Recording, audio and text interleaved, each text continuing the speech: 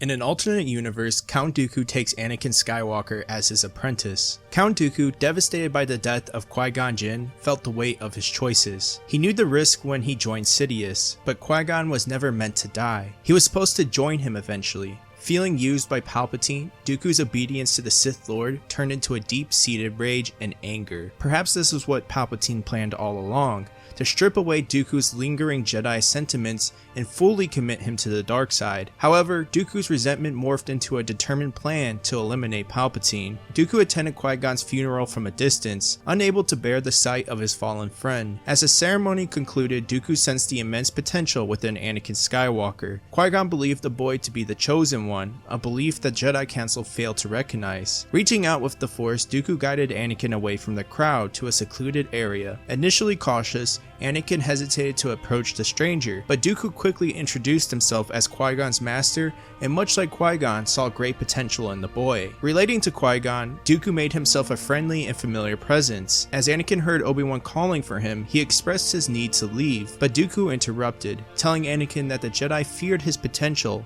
whereas he did not. Perceiving Anakin's deep concerns about his mother, Dooku promised that if Anakin joined him, he would gain the power to save his mother and all the slaves. This promise struck a chord with Anakin, who cared deeply about saving his mother, a promise Qui-Gon had made and now Dooku reiterated. Dooku emphasized that this offer was a one-time chance. If Anakin chose to go with the Jedi, he would never see them again. Torn, Anakin glanced back in the direction of Obi-Wan's voice, and then at Dooku. After a moment of contemplation, Anakin made his decision and chose to follow Dooku. Dooku smiled, a mix of satisfaction and determination in his eyes. You have made a wise choice, Anakin.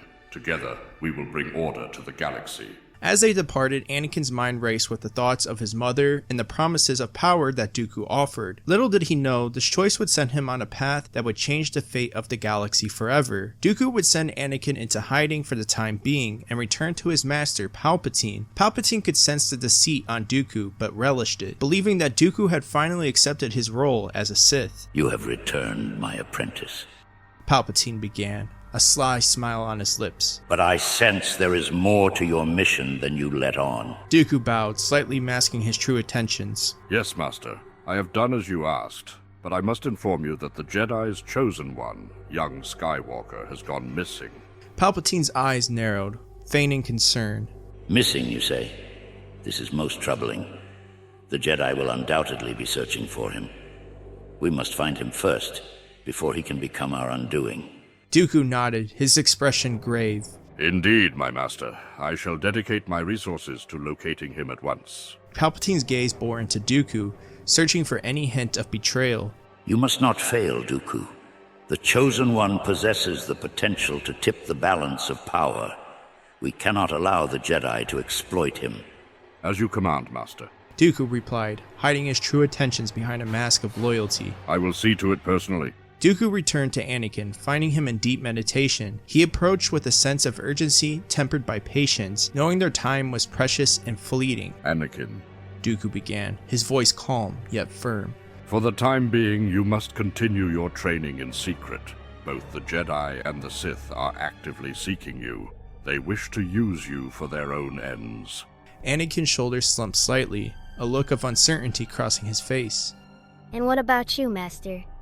Do you want to use me as well?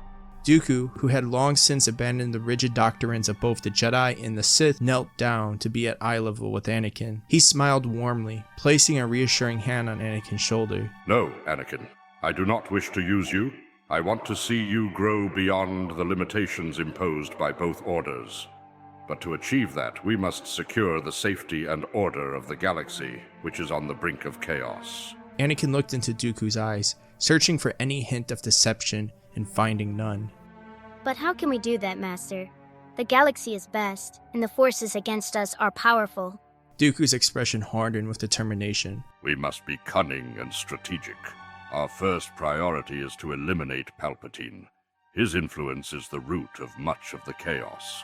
Once he is gone, we can begin to rebuild and bring true balance to the Force.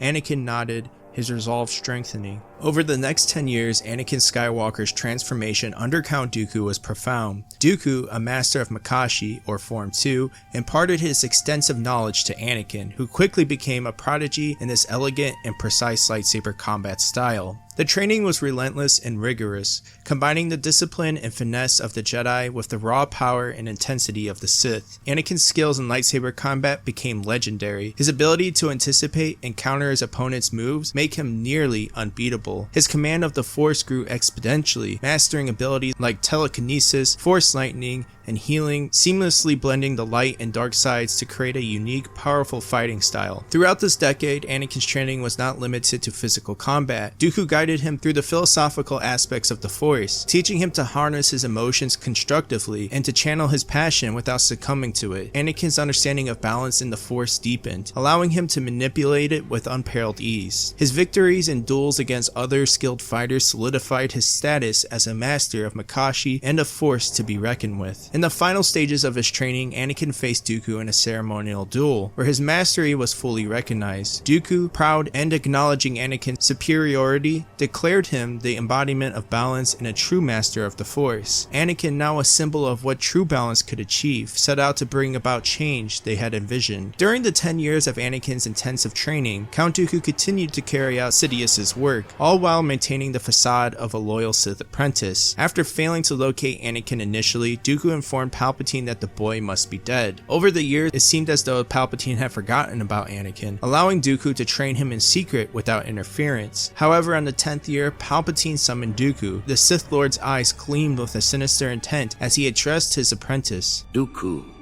I have a new mission for you. You are to find and eliminate Shmi Skywalker. Dooku, who had grown confident that Palpatine had lost interest in Anakin, was taken aback. Master, if Anakin is truly dead, this task seems unnecessary. Palpatine's smile was cold and calculating. If he is dead, then it will be a simple matter. But if he is not, then he will surely not let his mother die without revealing himself. We must draw him out. Understanding the underlying threat, Dooku bowed, masking his inner turmoil. As you wish, Master. Returning to Anakin, Dooku shared the troubling news. My apprentice, Palpatine has tasked me with eliminating your mother. He believes this will force you out of hiding. Anakin's eyes burned with a mix of anger and fear. We can't let him harm her. We have to act. Dooku nodded, his resolve firm. We must face him sooner than planned. Your training has prepared you for this moment. Together, we can protect your mother and bring an end to Palpatine's reign. Anakin first asked Dooku if he could see his mother before confronting Palpatine. Dooku agreed, and together they traveled to Tatooine. After some intervention, they discovered that Shmi had married a moisture farmer named Clyde Lars. The two made their way to the Lars homestead, but what they found was destruction and fire. Standing amidst the chaos was Sidious, holding Shmi as a hostage. His eyes gleamed with malevolent satisfaction as he looked at the two. Ah, Dooku, my ever-faithful apprentice. Did you think I was unaware of your deceit? Hiding the Chosen One from the Jedi was necessary, but your time of usefulness has come to an end. Anakin's eyes burned with rage and fear for his mother. Let her go. Palpatine's smile was cold and mocking. Only your anger can make me stop, Anakin. Embrace it, and perhaps you will save her. Without hesitation, Anakin reached out with the Force, pushing Palpatine back. Sidious stumbled, momentarily taken aback by the sheer power of the Chosen One. He recovered quickly, a sinister smile spreading across his face. Impressive, young Skywalker. He summoned a second lightsaber, the red blaze igniting with a menacing hiss. The three combatants engaged in a fierce duel. Anakin Skywalker, now a master of Form 2 Makashi, stood beside his mentor, Count Dooku. Both wore determined expressions. Their lightsabers ignited. Anakin's blue blade hummed in the dark, while Dooku's curved hilt crimson saber gleamed ominously. Across from them, Darth Sidious, the Dark Lord of the Sith, grinned malevolently. In each hand, he wielded a red lightsaber, the dual blades casting a sinister light on his face. His eyes, yellow, filled with malice, darted between the two Jedi. The battle began with Sidious launching himself at Dooku, his twin sabers spinning in a fury of red. Dooku parried with precision, His Form 2 technique allowed him to counter Sidious's aggressive strikes with minimal movement. Anakin joined the fray, his blue blade a blur as he aimed to strike Sidious from the side. The Sith Lord was forced to defend against attack from two sides, using his mastery of Jar-Kai to keep both opponents at bay. Sidious, sensing a need for strategy, switched his focus. He used the Force to send a powerful push towards Anakin, momentarily knocking him off balance. Taking advantage of the opening, Sidious turned his full attention to Dooku, their blades clashing in a ferocious intensity. Dooku, though skilled, found himself gradually pushed back by Sidious's relentless assault. With the swift and unexpected maneuver, Sidious disarmed Dooku, sending his lightsaber flying into the burning rubble. Dooku stumbled back, vulnerable. Sidious turned his gaze to Anakin, who had regained his footing and was rushing to aid his master. Now it was a one-on-one duel between Anakin and Sidious. Anakin fought with all his might, his Form 2 technique giving him an edge in defense, but Sidious's dual sabers and his dark-sided hand's speed and strength began to overwhelm Anakin. Sidious, with a vicious slash, disarmed Anakin, sending his blue saber skidding across the ground. Sidious stood over the fallen Anakin, a triumph sneer on his face. You have failed, Skywalker. He hissed, raising his saber for the killing blow. At that moment, Dooku, despite his injuries, lunged forward, placing himself between Sidious and Anakin. Sidious's blade struck Dooku instead, mortally wounding him. Dooku collapsed, his eyes locking with Anakin in his final sacrificial act. Fueled by rage and grief, Anakin felt the dark side surge within him. His eyes glowed a fiery yellow as he tapped into his power. With a primal roar, he extended his hand, summoning his lightsaber back to him through the Force. In a display of raw strength and fury, Anakin attacked Sidious with renewed vigor. The Sith Lord, momentarily taken aback by Anakin's transformation, struggled to defend himself. Anakin's strikes were now faster, more powerful, driven by his anger and loss of his mentor. The blue blade clashed violently against Sidious's red sabers, sparks flying with each impact. In a decisive move, Anakin disarmed Sidious, sending one of his sabers spinning into the darkness. Sidious, now desperate, attempted to use the Force to subdue Anakin, but Anakin, driven by his intense emotions, resisted and pressed on. With a final powerful strike, Anakin severed Sidious's remaining hand, rendering the Dark Lord defenseless. Sidious fell to his knees, and Anakin stood over him, his blue blade poised for the finishing blow. Anakin, please.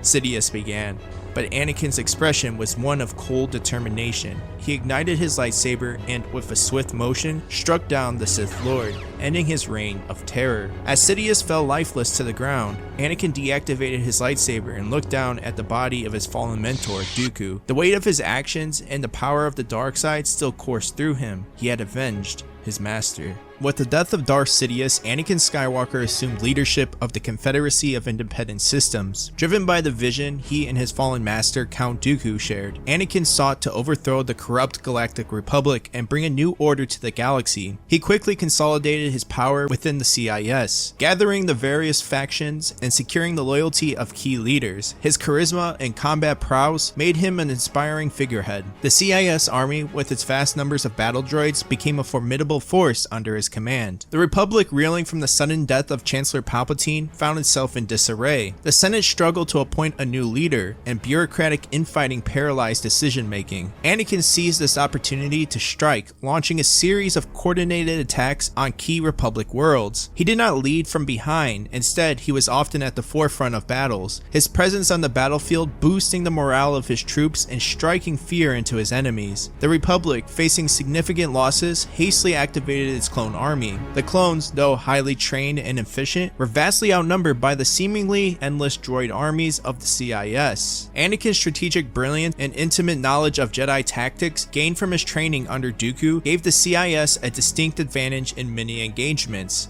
The early stages of the conflict saw several major battles, including the Battle of Corellia, where Anakin led a devastating assault that crippled one of the Republic's key industrial worlds. As the war progressed, Anakin's leadership continued to drive the CIS forward. The Republic, despite deploying its clone army, struggled to match the CIS numbers and the relentless onslaught of droid forces. Republic worlds fell one by one, their defenses crumbling under the weight of Anakin's aggressive tactics. The Jedi, now generals in the Republic army, found themselves constantly outmaneuvered. The war dragged on, with the CIS gaining more ground and the Republic desperately trying to regroup. Anakin's vision of a new order seemed within reach, but the cost was immense.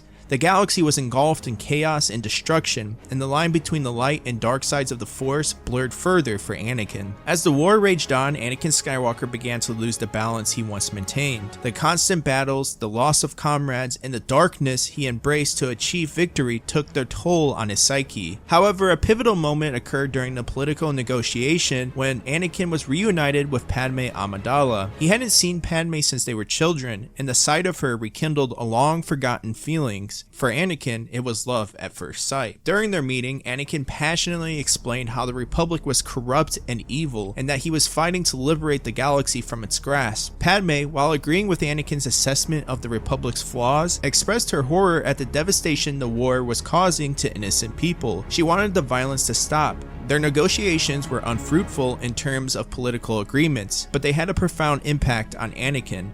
Padmé's words reignited the light within him, drawing him closer to a sense of balance he had long forgotten. As the war continued, Anakin found himself torn between his desire for victory and Padmé's plea for peace. The conflict reached a tipping point where Anakin, feeling on the verge of ultimate triumph, couldn't ignore the innocent lives that were suffering as a result of the war. This realization was not what he had envisioned for his quest for peace. His encounters with Padmé became more frequent, and her influence grew stronger. Anakin decided to initiate another round of negotiations with Senator Amidala. In a private and heartfelt meeting, he confessed that he saw the merit in her perspective and was willing to end the war. However, he made it clear that he would not rejoin the Republic. The CIS had gained vast control of the galaxy, and Anakin intended to keep it that way. Instead of continuing the bloodshed, he proposed a new vision: coexistence between the two factions. Anakin outlined a plan where the CIS and the Republic could operate independently, but with mutual respect and cooperation. He envisioned a galaxy where both entities could thrive without the need for further conflict. The proposal, while radical, was a beacon of hope for peace. Padmé, seeing the sincerity in Anakin's eyes and the potential for a brighter future, agreed to support his vision. The negotiations between Anakin and Padmé marked the beginning of a new era. With Padmé's diplomatic skills and Anakin's military might,